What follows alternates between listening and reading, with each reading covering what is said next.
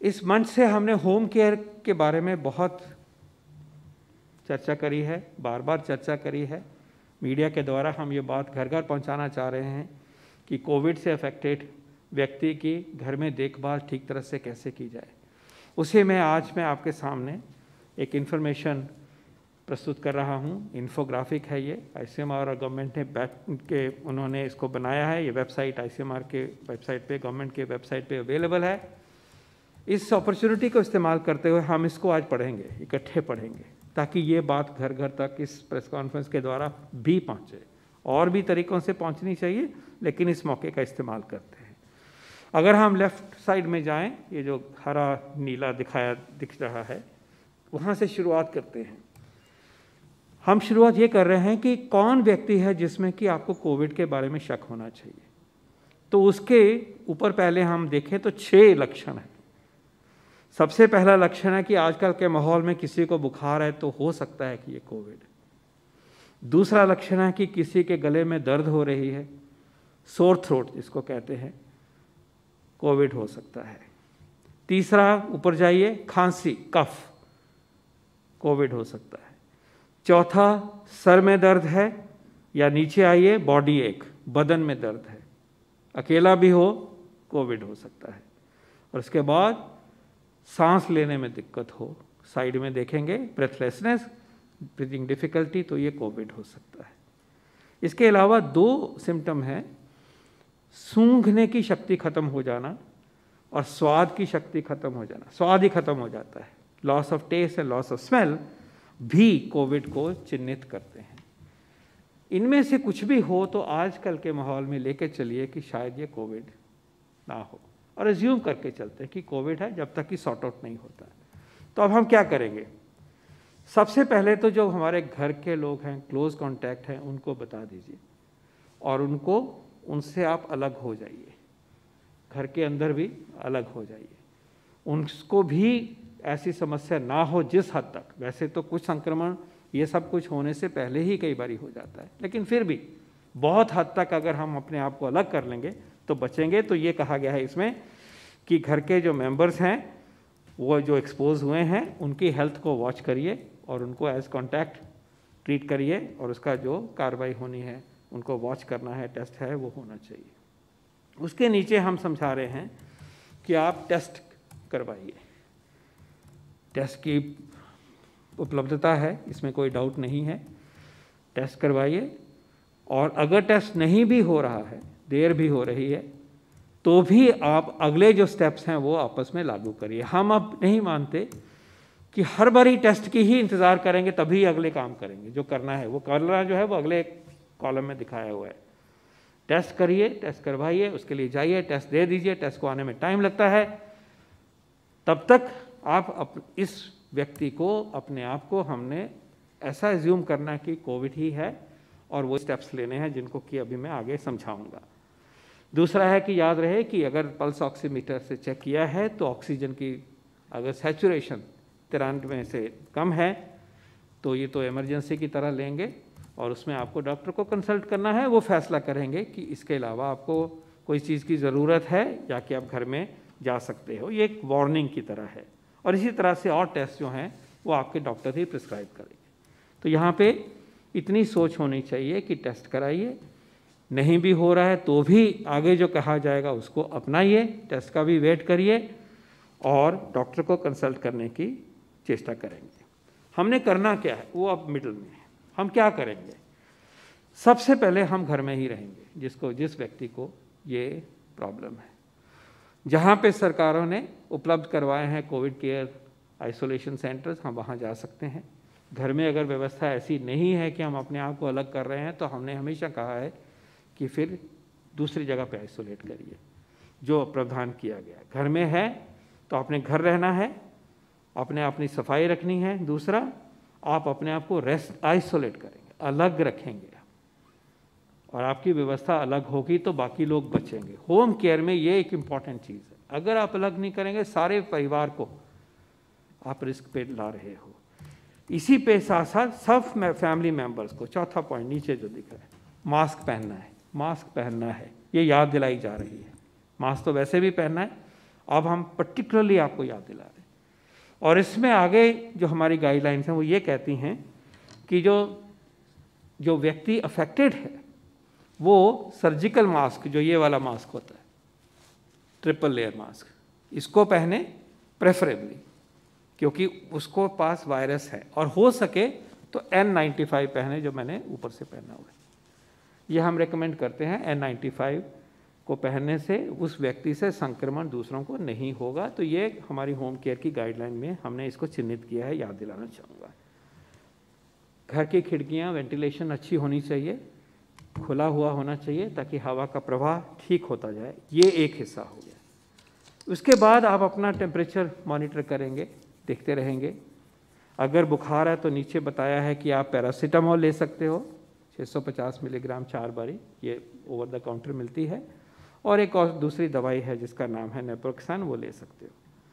इसके साथ साथ हो सके तो ऑक्सीजन की आप सैचुरेशन पल्स ऑक्सीमीटर से देखेंगे, और जब 93 से नीचे आती है, या 93 से नीचे आती है, मतलब 94 से कम आती है, तो फिर आप डॉक्टर को कंसल्ट करेंगे। इसके अलावा अपनी जनरल हालत को आप वॉच करेंगे। सांस में कोई कठिनाई तो नहीं, चक्कर तो नहीं आ रहा, सांस में कठिनाई नहीं, टेम्परेचर आपका कैसा चला हुआ है, और पल्स ऑक्सीमीटर से आपकी सैचुरेशन क्या चली हुई है, ये चीज़ें आप देखेंगे। स्पेसिफिक 4 चीज़ें, इसको कॉपी करिए आप। और अगर ऐसे सिचुएशन है जिसमें कि ऑक्सीजन सैचुरेशन 93 या उससे कम है, या सांस बढ़ रहा है, या चक्कर आ रहे हैं, अब आपको मेडिकल एडवाइस लेने का टाइम आ गया है। These are the danger signs. So the danger signs are breathlessness, dizziness, and oxygen saturation of less than 94, that is 93 or less. These are the danger signs we want to emphasize clearly. अब है इलाज। ये तो danger sign के समझा दिया, उम्मीद करें कि डेंजर साइन आए ही नहीं। तो इलाज क्या करेंगे? आप घर में आ गए, आपने मास्क लगा लिए, बाकियों से दूर हो गए, खाना आपका जब आ रहा है तो वो एक जना देता है, वो व्यक्ति आपका खाने वाले बर्तन जो है आप ठीक साफ सुथरा रखेंगे, मिक्स नहीं करेंगे, एक अलग, जितना भी अलग हो सके घर में आप रहेंगे। इलाज के तौर पे क्या है?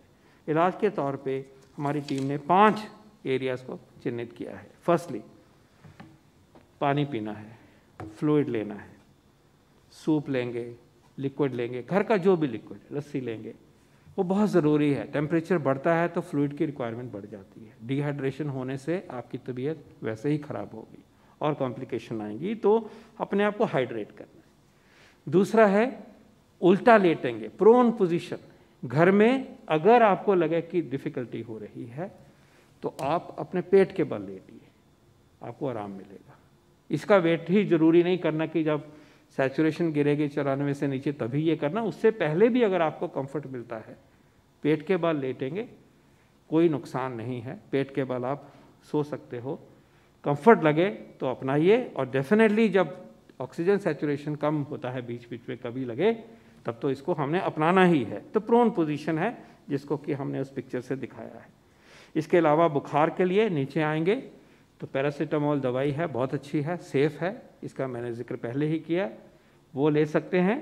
दूसरी दवाई जो आप खुद भी ले सकते हैं, खांसी का सिरप कोई ले सकते हैं।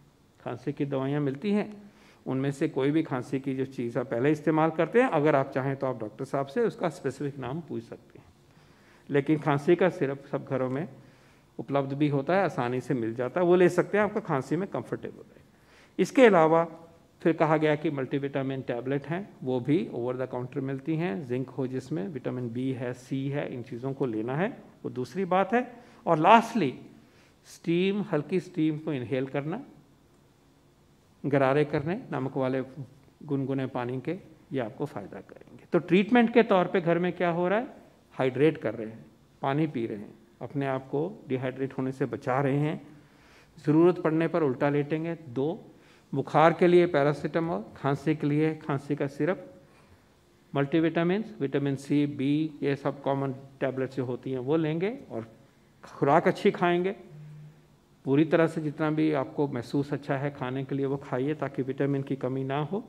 स्टीम इनहेलेशन, भाप लेना और गरारे करने का, ये आपका इलाज हो गया। लास्ट में जो चीज़ें हम नहीं करेंगे, जो चीज़ें आप नहीं करोगे। घर में रेमडेसिविर नहीं देंगे, no place for remdesivir therapy at home, no.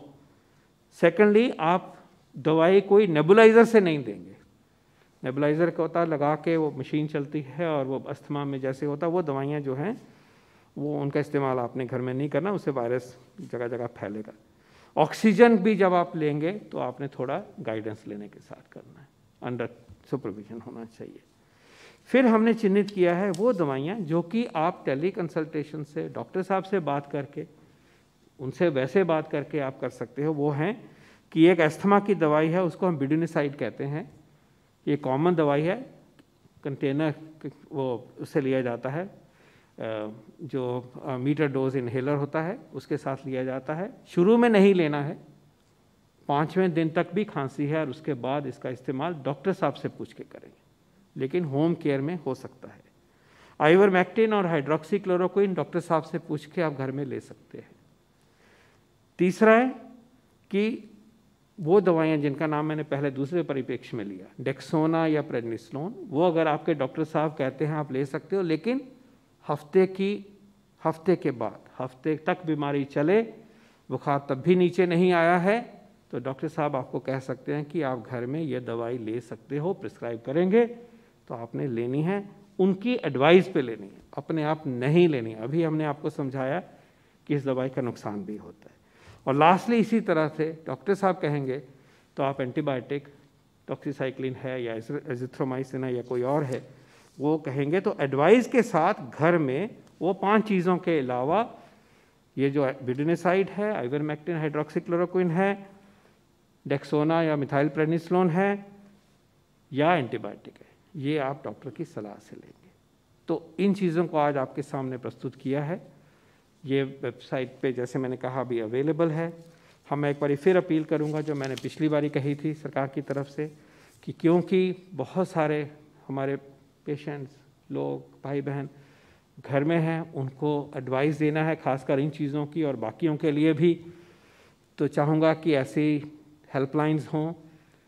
हमारी ई संजीवनी हेल्पलाइन तो ऑलरेडी बहुत एक्टिव है, उसको इस्तेमाल करिए। हर स्टेट की कोई ना कोई हेल्पलाइंस हैं, उसको इस्तेमाल करिए, इसी एडवाइस को। इसके अलावा और भी जो आपके सवाल हैं, और इसी तरह से मैं फिर रिक्वेस्ट करूँगा कि जो हमारी डॉक्टर कम्युनिटी है, मेडिकल एसोसिएशंस हैं, वो भी मिलके ऐसे 24/7 हेल्पलाइन, टेली कंसल्टेशन कह लीजिए, टेली काउंसलिंग कह लीजिएगा, टेली सपोर्ट कह लीजिएगा, वो प्रदान करें और वो 1-to-1 मदद करें। और उसमें मैं ये भी कहूँगा कि अगर वो फ़ोन कॉल मुझे आज आया है एक किसी व्यक्ति का, आपका, तो कल भी मुझे ही आए तो अच्छा होगा कि मैं उसी डॉक्टर साहब से कंसल्ट कर सकूं और मेरा फॉलोअप ठीक तरह से हो।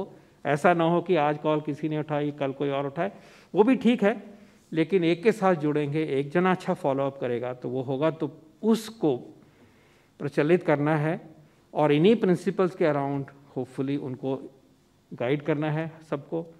और बहुत हद तक जब हम अच्छी होम आइसोलेशन एंड केयर करते हैं तो हम बहुत अच्छी तरह से सक्सेसफुल होते हैं।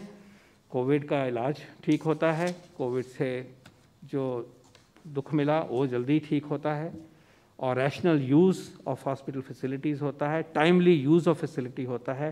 So home isolation and care supported by health care teams is a very, very important part of our. Heavy discount on all grocery items. Only on wildblossom.com. Fast? No, it's super fast.